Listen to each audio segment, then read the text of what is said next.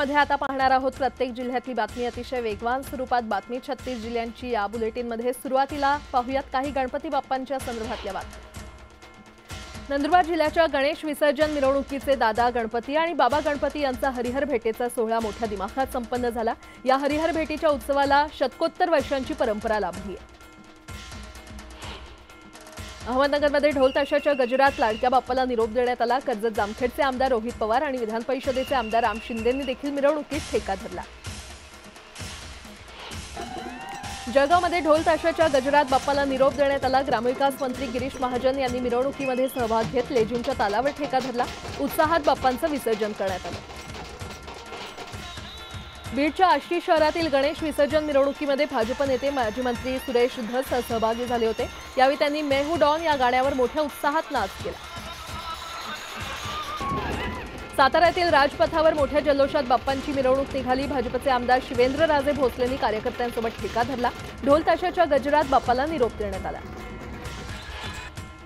गोंदियाचा राजा अशी ओळख असणाऱ्या अपना गणेश मंडळाच्या गणपती बाप्पाला भक्तिपूर्ण वातावरणात निरोप देण्यात आला। मिरवणुकीसाठी अभिनेत्री सोनाली कुलकर्णी आणि हर हर शंभू या गाण्याची गायिका अभिलिप्सा पांड्या हिनं देखील हजेरी लावली।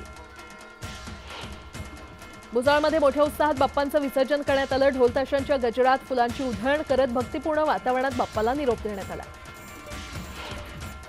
मीरा रोडमध्ये देखील गणपती बाप्पांच्या विसर्जन मिरवणूक मोठ्या उत्साहात पार पडली आहे। जयसल पार्क चौपाटीवर अनेक छोट्या मोठ्या गणपती बाप्पांचं विसर्जन करण्यात आलंय।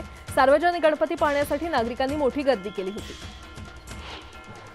चित्रपट कलाकारांनी देखील ढोल ताशाच्या गजरात बाप्पाला निरोप दिला। प्रसिद्ध गायक शंकर महादेवन यांच्या बाप्पांची मोठ्या थाटात विसर्जन मिरवणूक काढण्यात आली। यावेळी शंकर महादेवन यांनी देखील गाण्यावर ठेका धरला। नागपूरच्या राजाला देखील वाजत गाजत मिरवणूक काढत निरोप देण्यात आलाय। कोराडीतील कृत्रिम तलावात बाप्पांचं विसर्जन झालं।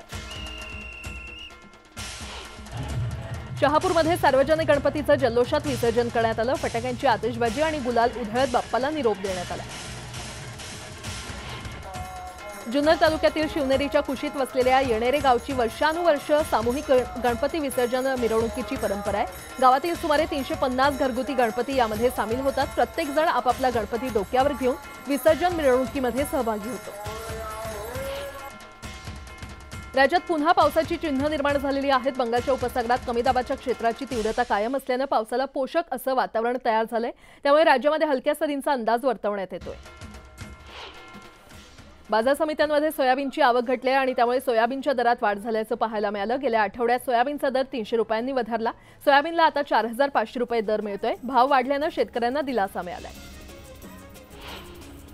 जालन्यातील कृषी उत्पन्न बाजार समितीमध्ये मोसंबी मार्केटमध्ये मोसंबीची तब्बल 450 टनाची आवक झाली आणि त्यामुळे मोसंबीला प्रति टन 15 ते 21 हजारांचा दर मिळतोय। त्यामुळे शेतकऱ्यांमध्ये आनंदाचं वातावरण आहे। केळी पिकावर सध्या टिकून असलेला दर आणि खानदेशातील केळीचं घटलेलं क्षेत्र तसंच आखाती देशात वाढत असलेल्या मागणीमुळे इंदापुरात ऊस पट्ट्यात केळीची लागवड करण्याकडे भर दिला जातोय।